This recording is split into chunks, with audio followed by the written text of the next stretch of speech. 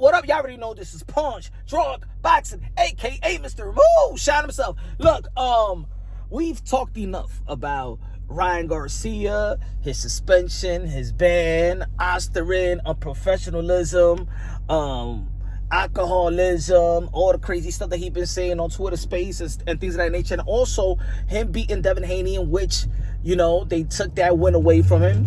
Is a no contest. Because of course he tested positive for PEDs and then didn't notify the New York State Athletic Commission about the supplements that he's taken. But what is Devin Haney going to do now, right? Devin Haney is an undefeated fighter and a highly accomplished fighter of this young generation. Teofimo Lopez, the 2 division lineal champion, currently the best at 140, the king at 140. Just a couple of weeks ago, he beat Steve Claggett, beat him every round. But what is Devin Haney going to do? He's a free agent. Teofimo Lopez, there's not a lot of opponents for him on Top Rank, especially in the 140-pound division. If he moves up to the 147-pound division versus Brian Norman Jr., that will be something good for Teofimo Lopez. You know what I'm saying? But we never really attached Teofimo Lopez with the name of Brian Norman Jr., even though that if he goes up there and he becomes a 3-division world champion, it'll be another icing on the cake for his accomplishment and resume, right? But Devin Haney versus Teofimo Lopez has been talked about for a long time, has been marinated and built up for quite some time, right? We've seen the fighters go at it, we've seen the fathers go at it, and right now I think it's a perfect time. Y'all already know that Bob Arum, Top Rank CEO, stated when they won the purse bid for Devin Haney versus Sandor Martin, in which Devin Haney dropped his belt. But before that, Bob Arum said if Devin Haney doesn't want to take the Sandor Martin fight, he could take the Teofimo. We could make the Teofimo Lopez fight, but he got to drop the belt. Well, Devin Haney already dropped the belt. He's a free agent. He got no opponents lined up. Teofimo Lopez just finished fighting. He got no opponents lined up. We understand that Devin Haney needs a little bit of a break after him getting beat down by Ryan Garcia, right? And I know that there's half of the people feel like, you know what, that it doesn't matter of the circumstances in which Ryan Garcia they took that win away.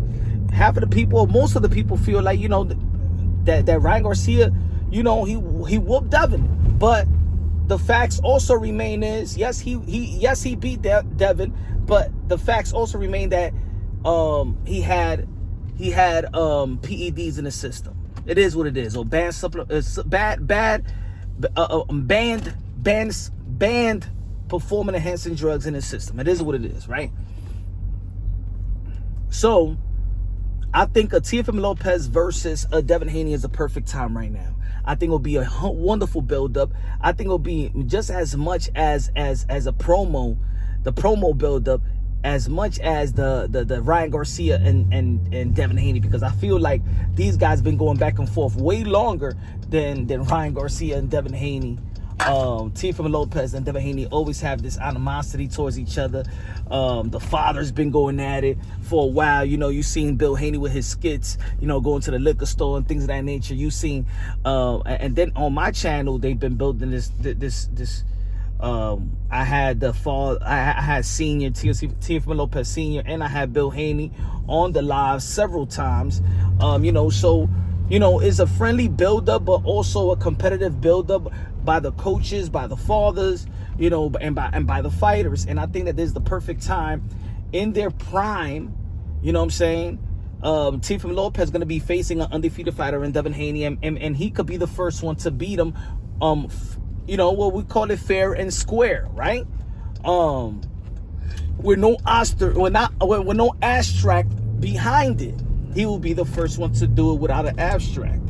So I think that this will be Devin Haney has an opportunity to become a lineal champion. He has an opportunity to rewrite the wrong, right? Versus Teofimo Lopez. And Teofimo Lopez has the opportunity to enhance his legacy, because even beating Devin Haney on his resume now, if he beats Devin Haney, then he'll be beating a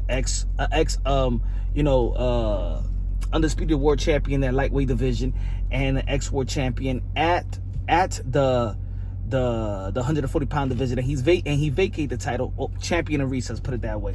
Champion in recess, whatever. I think he vacated the world title. And Teofimo Lopez morally will be a unified champion because Devin Haney never lost his strap. Almost like with Josh Taylor. You know what I'm saying? He's morally undisputed because Josh Taylor never lost his strap. So I think it will even enhance Teofimo Lopez's legacy even more.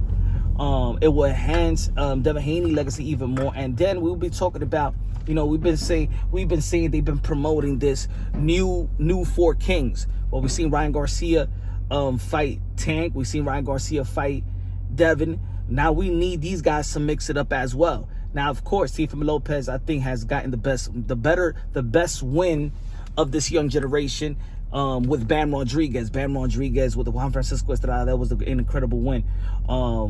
But I think the Teofimo Lopez versus Vasily Lomachenko, and Vasily Lomachenko was regarded pound for pound, 1, 2, 3, you could flip it around. I think that was the biggest win out of this young generation. Him and Bam got it. But I think that this is a fight that needs to take place. It's a fight that Top Rank is winning to make, and it's a fight that Devin Haney and Bill Haney is winning to make.